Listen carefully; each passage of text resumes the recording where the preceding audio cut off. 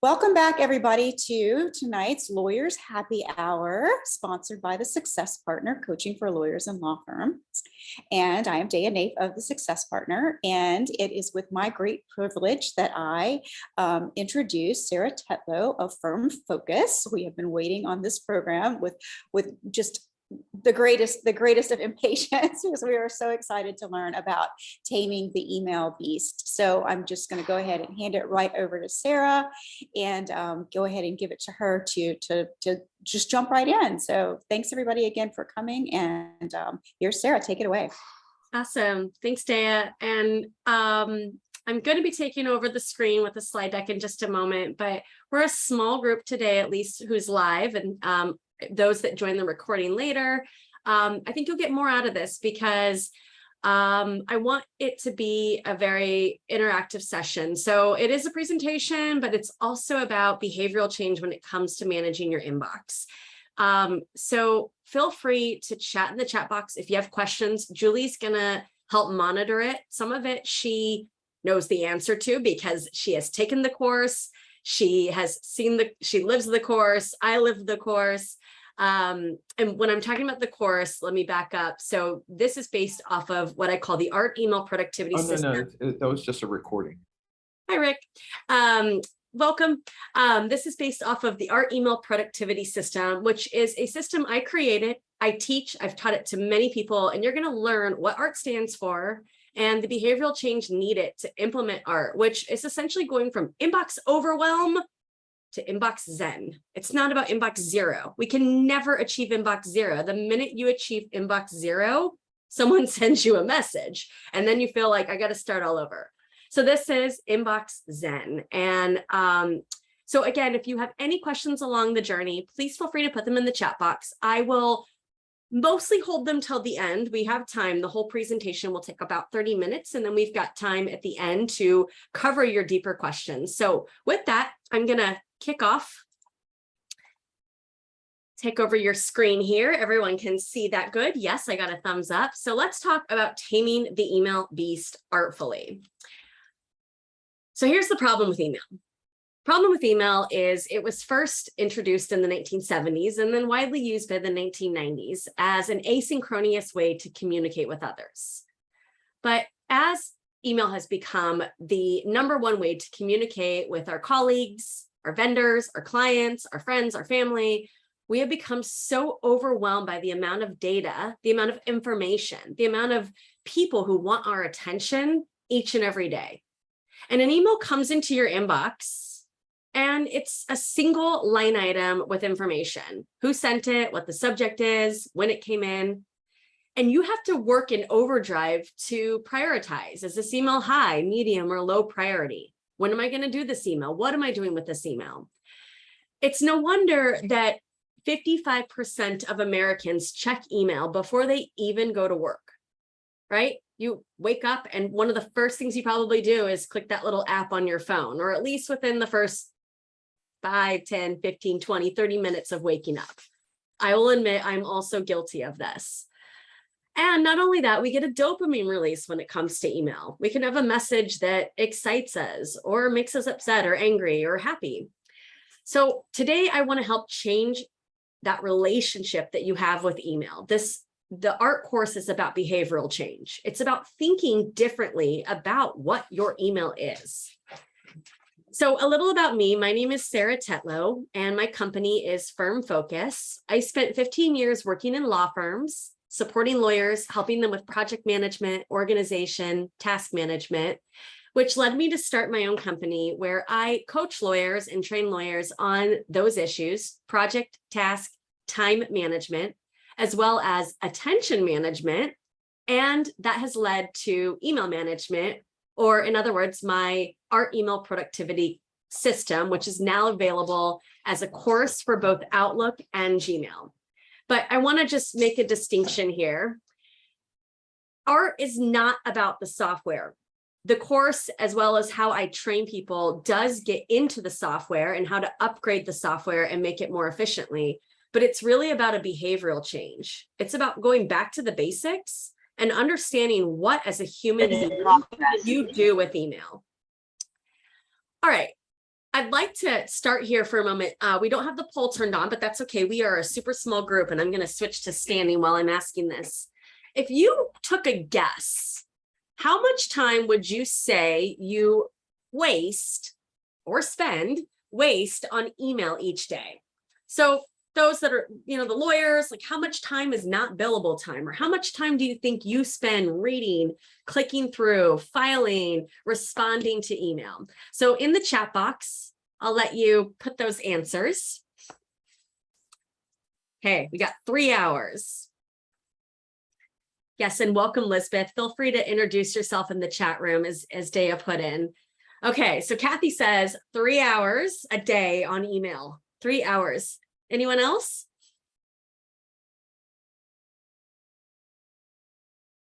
I know it's maybe hard to quantify too, right? How do we quantify how much time? All day, some days. And hello, Elizabeth, welcome too. Okay, well, I'm gonna take Kathy's 3 hours. 2 hours, Elizabeth says. So yeah, we're talking about hours a day on email, right? Okay, so I'm gonna come back to the leaked time on email in a moment. I want you to, just for a second, take this journey with me. Let's say you waste 20 minutes a day on email. We can probably all agree that 20 minutes a day is wasted on email versus something impactful you're doing with email. 20 minutes a day wasted on email. I want you to also, just in the back of your mind, think of something that you need to do, maybe at work, maybe a client deliverable or a business development or something you know you need to do that you are just not finding time to do. And if you just had that 20 minutes, you could get it started or maybe even accomplish it, depending on what it is. Well, what does this look like? So leaked 20 minutes a day, wasted 20 minutes a day equates to over 90 minutes of time in a week. So if we found ways not to leak 20 minutes a day on email, we could gain over 90 minutes in a week. So for those of you that are lawyers and bill your time, you can start to see the value of finding that 20 minutes a day. And in a 48 work week year, okay, so that's taken into consideration some time off, holidays, whatever, that's 80 hours of increased time, found time, not by working longer, but by finding ways to not waste 20 minutes a day on email. Because multitasking, which is what you're doing when you're wasting time in email, yes, you might get a high volume, but it's also a matter of how many times are you looking at the same message or using the search feature, either quickly or unsuccessfully. My dog is shaking in here. I'm sorry if you can hear her. Multitasking makes you dumb, literally. It inhibits your creativity. It causes stress and anxiety, and it's ineffective. In the US alone, $650 billion is wasted because of professionals multitasking. In fact, that 20 minutes a day, if you are a lawyer who bills $500 an hour, 20 minutes a day of wasted time equates to $40,000 of revenue a year. Or imagine your billable hour requirements if they were to increase by 80 hours. So Kathy, for you, you are an executive director of a firm. Run those numbers, 10 lawyers, 20 lawyers, 30 lawyers, $40,000 a year, just because of the 20 minutes a day they're wasting or leaking on ineffectively managing their inbox. So let's change that today, okay? Let's change that when I talk to you today about art and about how to have behavioral change so that email does not weigh you down every day. You can accomplish more regardless of the volume that you get. But first, I want to talk about jelly beans. I live in the San Francisco Bay Area, and the Jelly Belly factory is a short drive away. And I have 2 young sons. They're 7 and 9 now, but pre-COVID, we would go to the Jelly Belly factory, take a tour, and at the end, they dump you into the gift shop. And in the gift shop, they've got all kinds of Jelly Belly paraphernalia. But the number one seller, the number one seller is the Jelly Belly variety pack. It's fun, it's colorful, it's flavorful. So you buy this Jelly Belly variety pack and you walk out to the car and you pop it open and you immediately start hunting for your favorite flavor. So for me, it's the pinks. I like the bubble gums and the cotton candies.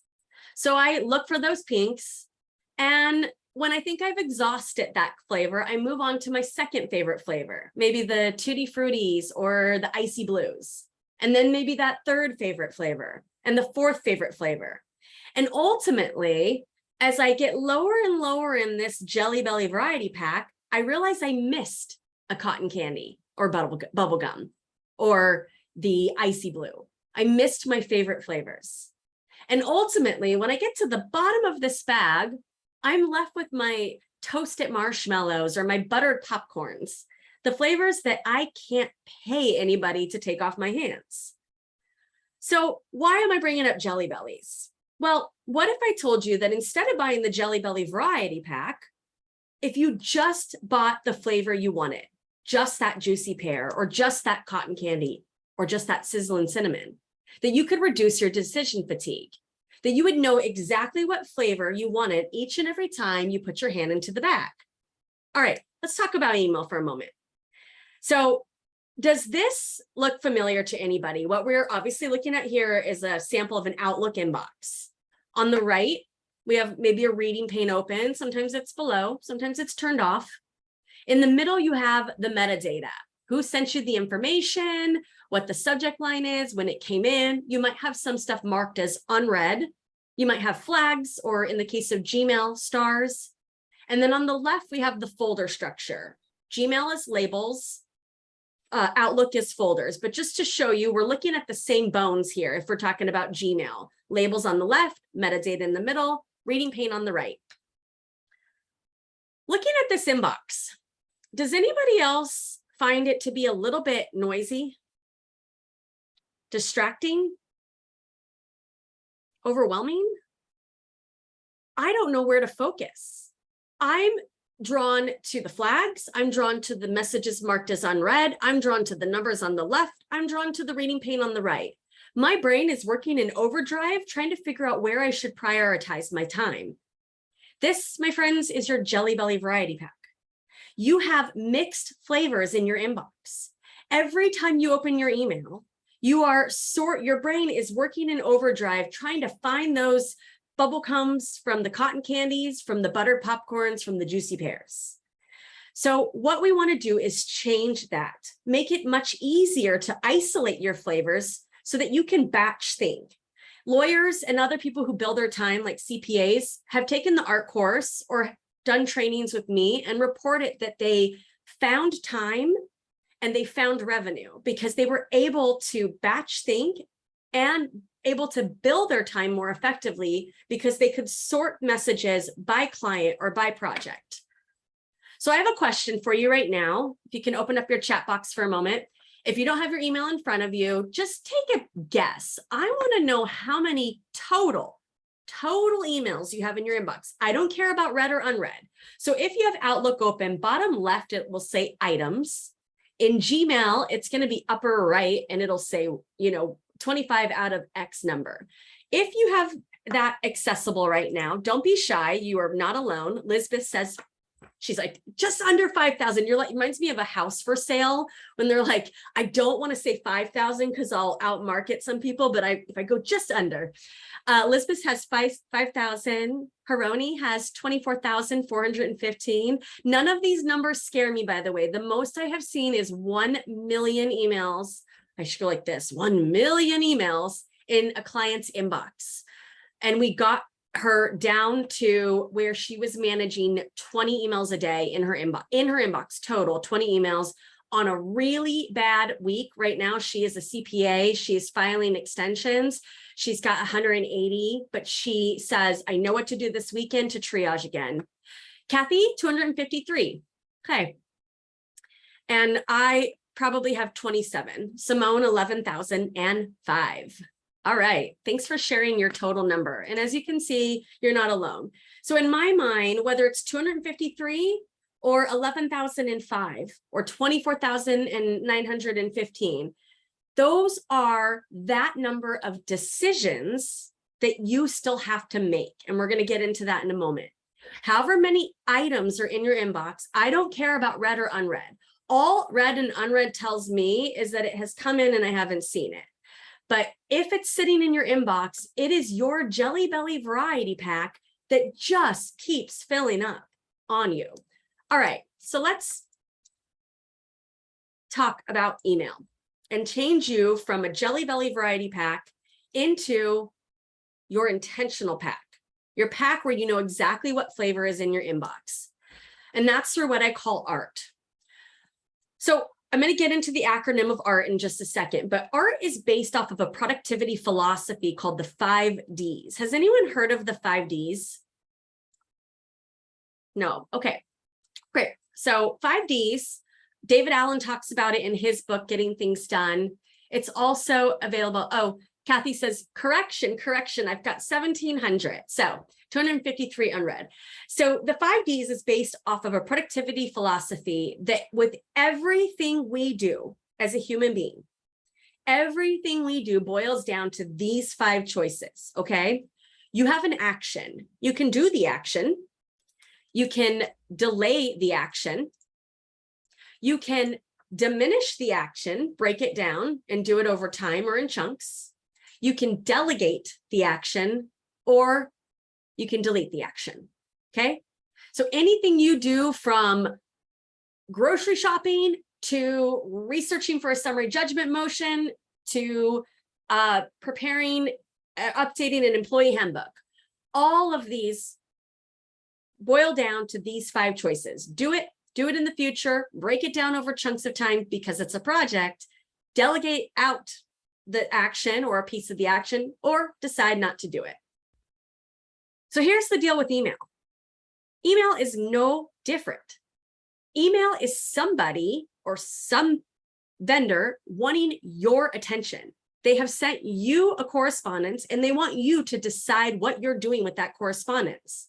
So that leads me to what ART is. So ART stands for action, reference, tracking, trash. And I'm going to go deeper into ART right now.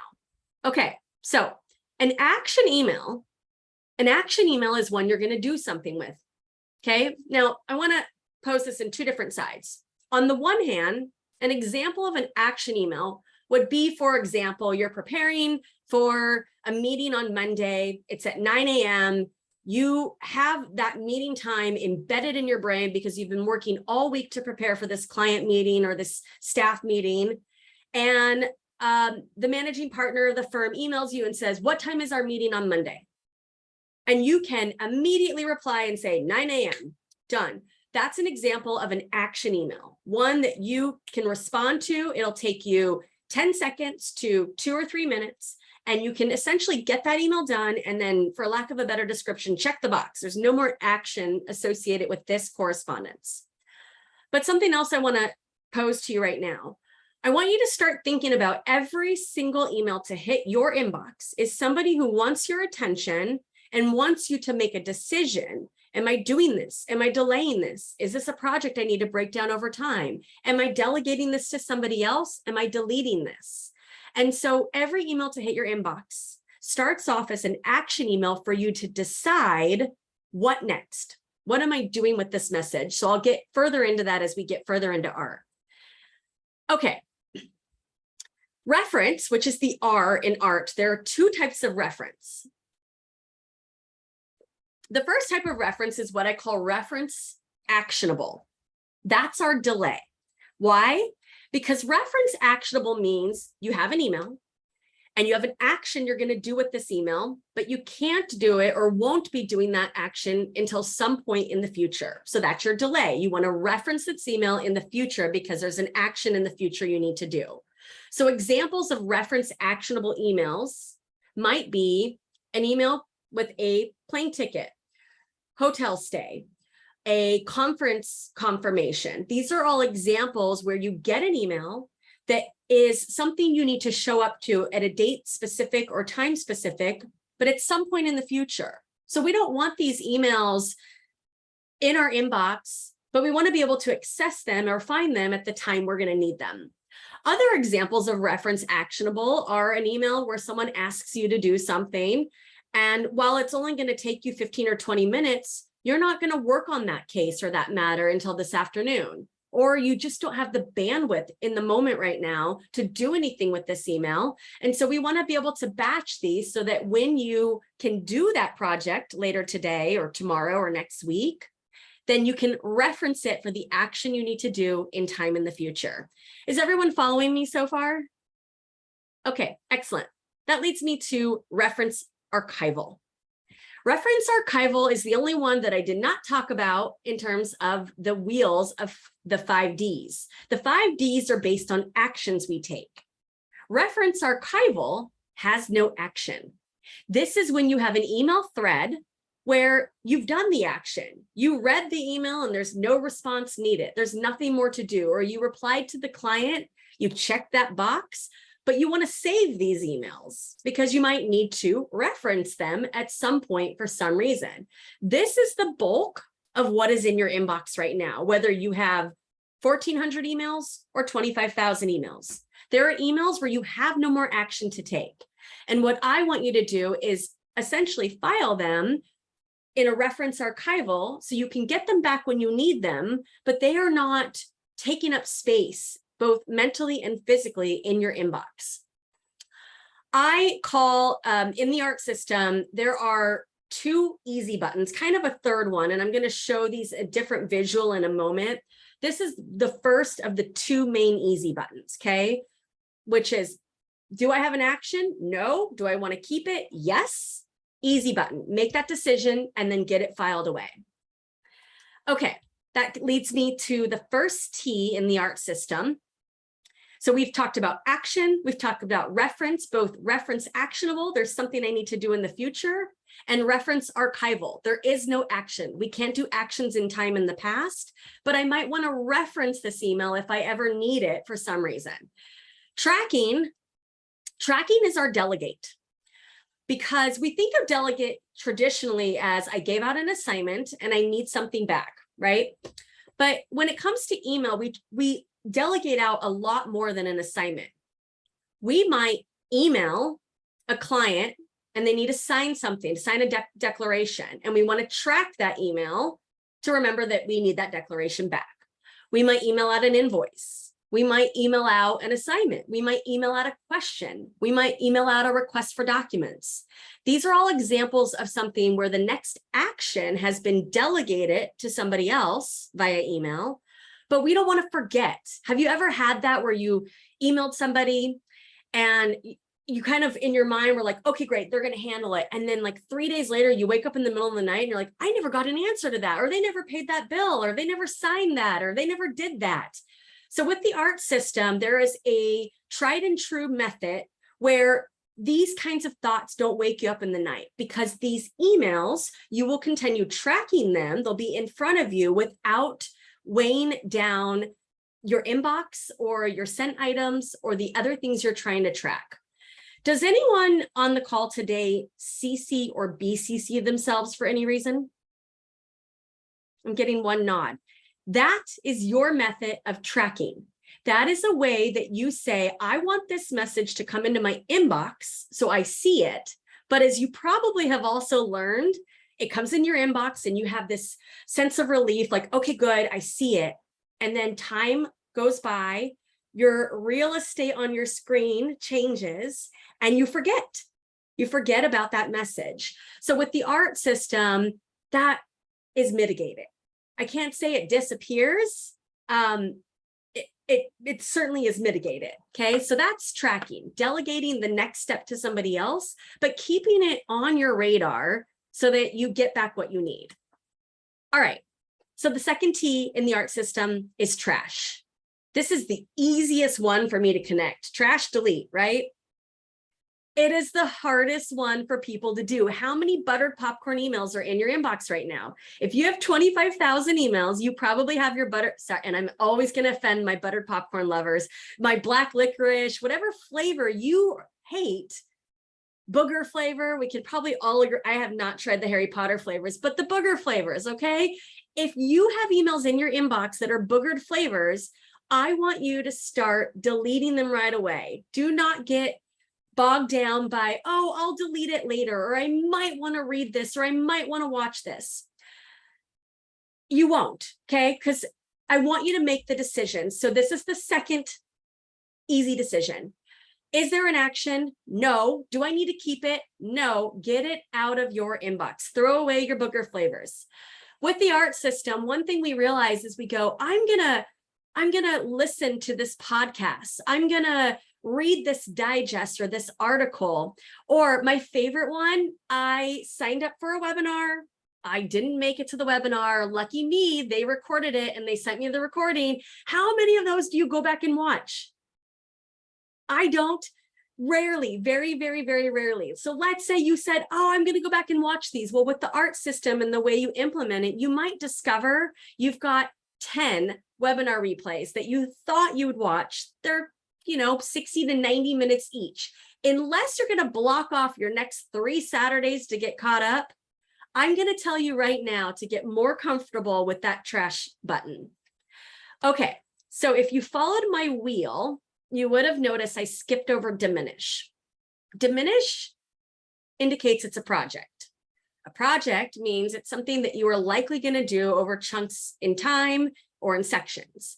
So I would be lying if I said we don't get projects emailed over email. Of course, we get projects emailed to us. In fact, sometimes the shortest email is one of the biggest projects, right? So that fits into the art system differently depending on what the next action is, okay? It also gets a little bit more into the coaching I offer. I do one-on-one coaching with lawyers and other professionals to help them create their project and task management systems and habits so that they can keep track and make progress on all of the projects that they need to do. All right, I promised I would show this a different way. So for our different learners, I have verbally talked about art, and I want to just give this perspective of what art is. So that blue box, that's your inbox, okay? And remember I said there are 2 easy buttons. That's if we follow this flow chart to the left. Is this email actionable? No. Do I want to keep it? Yes or no? It really is that simple. If the answer is no, get it right into the trash can.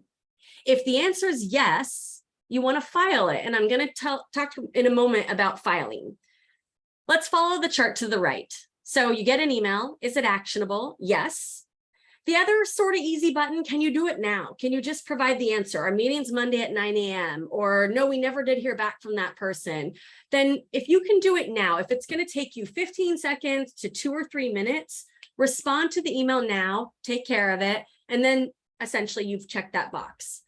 Where we have to check or where we touch email more than once, almost inevitably, is if we follow this chart to the right. Is it actionable? Yeah. Can I do it now? No, I'm in the middle of writing a brief, or I'm in a deposition on a break. I'm not going to do this right now, or I'm researching something, or I'm writing a document, or you know what? I'm just freaking at home watching Netflix and I'm not going to do it right now. So if we are waiting on somebody else, if it's a future action or if it's a big project, in that case, I want you to put it in what I call action folders. So I'll get into the setup of art in just a moment. I want to talk about Bonnie for a moment. Bonnie Shelton was a client of mine. She is the principal of Brower Insurance Services, and they help companies with less than 50 employees, at least 1 W-2 employee, and up to 50 employees with all of their small group health insurance needs. So Bonnie was actually a client of mine, and email was one of her biggest pain points. And so when we got into email during our coaching sessions, I worked through art with her, and she had over 16,000 emails. And at first she was skeptical. When I first taught her art, she thought, gosh, this wasn't quite clicking in the beginning. But then I got this email from Bonnie, and she said, I wanted to tell you, I am loving the art email format. Now, this is someone who uses Gmail, and she used stars, different colors. She had yellow, blue, and red. So she had a system, but she was forgetting things. She was missing things. And her everything else in Gmail was full of 16,000 messages. She said, it took me a good 20 minutes of fidgeting with it by myself to get it. But yeah, it's awesome. I'm down to about 800 emails in my inbox from April 1st. working through those and getting them put away and archived correctly.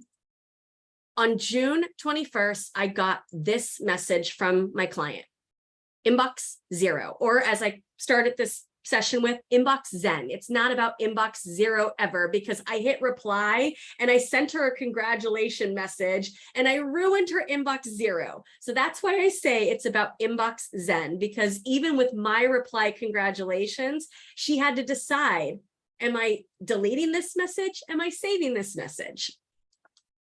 By August 15th, and I'm going to talk about this inbox prior in just a moment, okay? By August 15th, her inbox prior folder, which is essentially her messy garage that we put all her emails in, she cleared it out. Now, I don't require anyone to clear out that garage. I'm going to talk about that again in a moment, but that can be just your messy garage in order to get started with art.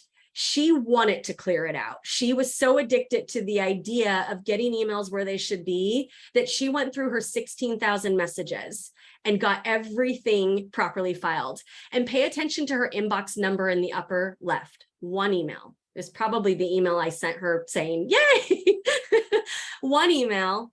And her action folders, which again, I'm going to cover those in just a moment. Her action folders, those are those 01s, 02s, 03s, 04s.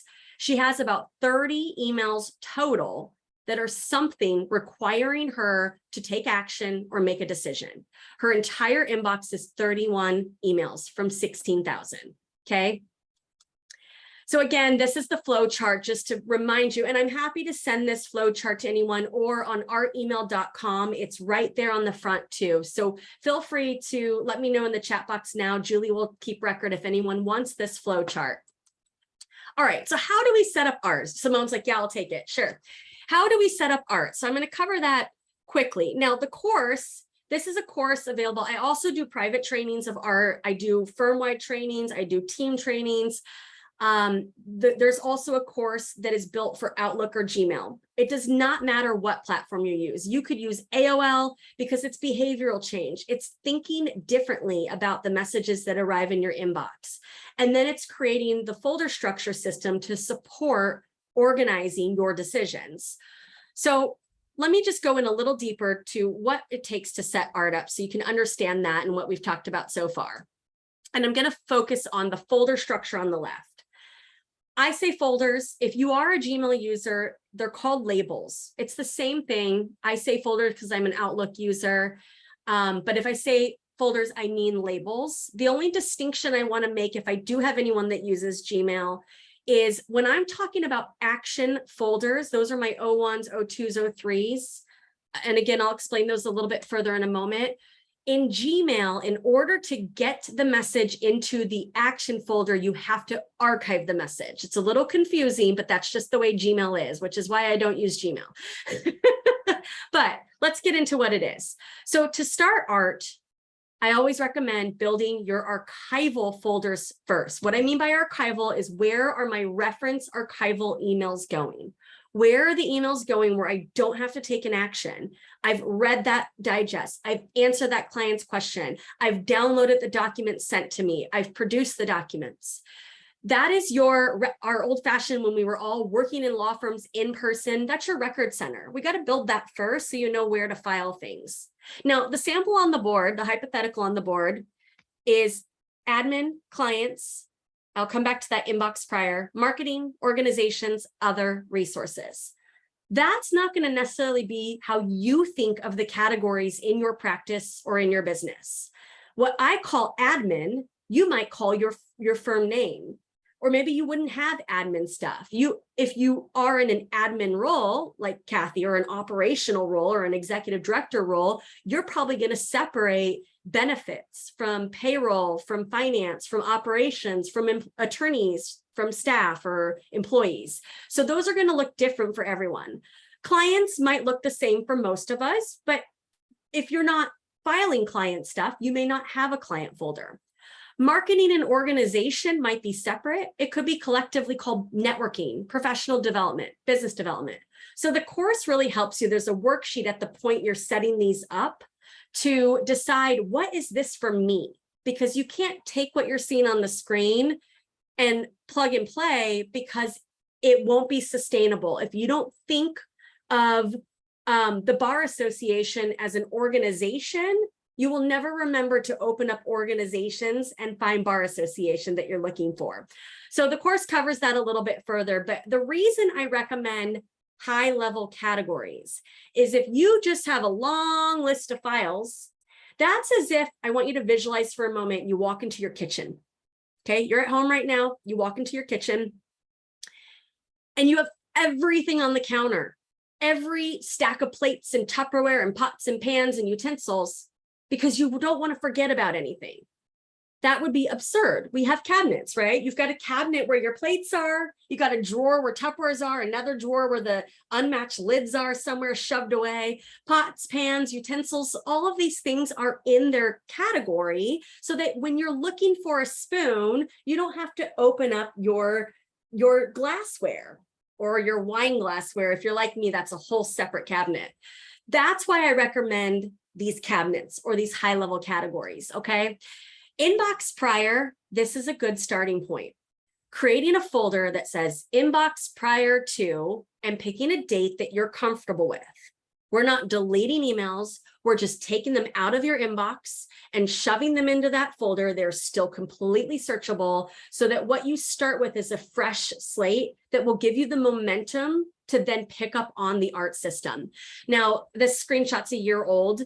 I would not recommend you picking a date any earlier in the year than August 31st of 2022. If you say inbox prior to 08-2022 or 09-2022, you're still going to have too many emails in your inbox. Simone, I know you talked about doing data privacy and the amount of emails you get. If you pick a date that is too early, you're still going to have too many emails to start this system. Ideally, I can't give you guys a magic number, but I would say certainly under 1,000 is what you want to end up with. And again, you're not deleting them. They're just as searchable as they are today. We're just basically putting them into a separate bucket so that the system can start fresh. Okay, so let's talk about the rest of art. Your action, your reference actionable, and your tracking, and your diminish, your projects. That's where I recommend creating action folders. A couple things I want you to notice here. One, the O1 that's preceding the file name, that is for a few purposes. Number one is when you sort your inbox alphabetically, it sticks these at the top. Number two, it prioritizes them. So if you notice in my hypothetical, my O1s are all my client names. Those are my most important collaborators right now or projects. And then I have a few O2s and a few O3s. So this is my way of saying these folders at the top are the most important things that I'm working with right now, second priority and third priority. You can have multiple 1s, 2s, and 3s. I would advise not to have more than maybe 15 action folders. No more than 15 action folders. The purpose here is not to recreate your entire library of folders with an action folder. So if you have more than, say, 15, you're maybe getting too specific. So dial it back.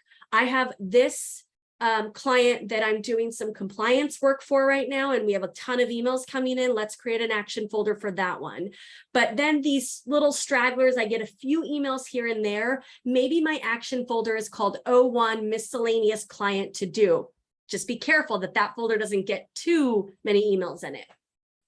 So one thing I want to point out, if I were to expand organizations on the screen right now, I would have, is everyone familiar with Provisors, what Provisors is?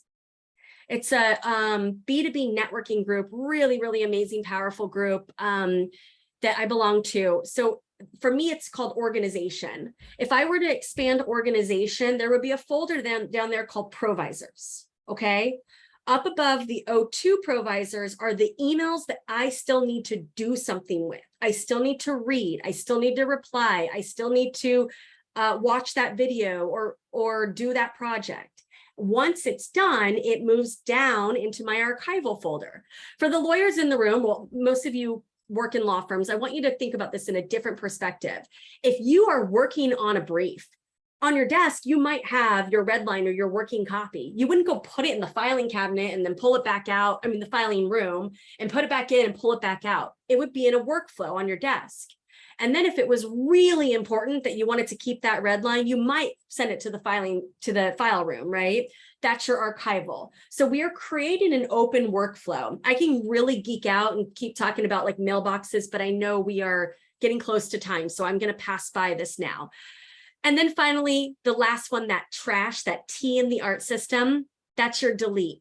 That's just getting it right there. Both Gmail and Outlook give you lots of opportunities to hit that trash receptacle. They are in the email, they're in the line item, they're up above, there's a secondary delete button. They are encouraging you to get this junk, to get your boogered flavored jelly beans out of your inbox. And so I'm just your cheerleader saying, do it more often. It may seem important, but if it's not a priority right now, do your future you a favor, get it out of your orbit, and it will come back when it is a priority again. So as I said, there is a course built out. I'm excited that we have just relaunched the course, and it's now the essential course packet, which is soup to nuts, taking you through each step of setting up the art system and the full behavioral change. It's 14 modules. So they're broken down where you can do micro learning, take a 3-minute video and then step away. So the essential course starts at $159. And if you're interested, I am offering a code today for anyone that wants it. It does bring the price down to $127.20. So Julie will put that also in the chat box. And I went a little bit over the promised time. I think I probably geeked out on a few things, but I would love to now open it up to the room for questions. I have a question, Yeah. Sarah. So you know, from the law firm environment, I have folders set up for each client. Mm-hmm. And then if I have multiple simultaneous, you know, cases or matters for a client, I might have subfolders. Sure. Is that a bad start? Do I need to rewire my brain, or I just need to fine tune it to separate out what needs to be done? Yeah, so no, that is actually a wonderful start. So I'm going to back up for just a second. The filing, okay? I am a granular file. So the way you just described the way you file, Simone, resonates with me. That's how I have always filed in my legal career and even now. That does not work for everybody. So there may be someone here right now who's like, oh my gosh, I don't file that detailed. Am I a failure? No, not at all. I have one client who never used folders. He uses Outlook, never used folders. I think he had 30-something thousand emails. I taught him art and he went, I'm not going to ever file. I'm not going to ever file that granularly. What do I do? And I said, well, how does this sound? What if we create one archival folder called Inbox Reviewed? And he went, love it. So we created Inbox Reviewed. I created a quick step. If you're not familiar with quick steps, the course also goes into quick steps. They are a gem, the most amazing thing. Rules, you have to know what you want Outlook to do when the message hits your inbox. Quick step is the message hits your inbox and then you tell Outlook what you want to do after you've seen the message. So anyway, quick step for this guy that was Inbox Reviewed and mark as read. And he just taps that button like a happy little gremlin and all his messages go into his gigantic messy garage. That gives me anxiety, but it works for him and he loves it. And his inbox is zero zen. His inbox is zen all the time. And if he wants to find something, he just goes and does a search and he finds it. So just so for you, Simone, not rewiring, I'm gonna, I geek out and I just want to share my screen for a second, because I know I want to make sure everyone's questions get in. Let me share my screen. This is my training account here. Okay, so here's my sample client. So for you, you would have a high level clients folder and you would move all of these clients under there. And then what it would look like is you would have, ABC Co versus employee. And then, well, actually you would just have ABC Co. So imagine that was ABC Co. And then you would have versus Smith versus whatever. So in your tree, it would be clients, ABC Co. versus Smith. So no, you do not need to rewire your brain at all. Is that helpful? Does that make sense? Yeah, I was just, concerned for me if I'm like totally off and doing it that way, but it seems that you don't hate it. So that's a good start. No, I don't hate it. I'm a very granular file. I've only had one client who filed way more granularly than me. He had, for every client, he had 4 subfolders, like due diligence, something. And I was like, you don't need all that. You don't need all that. So we scaled back and he was so grateful. But no, I think that's fine. And it's helpful probably for you, because if you are in the habit of filing and you are looking for something specific to that matter, you are more successful than many by going into that folder and then doing the search. Yeah, that's right. And I started doing that because if I do a search in the general box, I will often not find it. But if I do it in the folder, I will find it, or there's a high likelihood. The problem is I don't move consistently. Usually I do. When I read an email, that means I can move it over. Mm-hmm. That's what I do. But I think I need more refining. I like your system. I'm very intrigued. This is good. Excellent. Great. Thank you so much. Of course. Any other questions? Don't be shy. I just want to make a shout out for Quick Steps. I've always known about them, and I've off and on over the years used them, but I've reacquainted myself with them, and I actually went online and did the full tutorial. And I don't have client cases. I have HR, marketing. I have those projects in progress, recruiting. And so I can make a quick step so that I don't have to, what I really hate is dragging emails into folders. Mm-hmm. That's why mine gets big, quite honestly. I just hate that dragging, but I can go up to quick steps and just hit the button and it moves it for me into that folder. And when I start to get overwhelmed, which I shouldn't have that much in my inbox by what I'm describing, but I can do a search in my inbox for everything, especially if it has a unique name included that references whatever that company is or that recruiting agency is.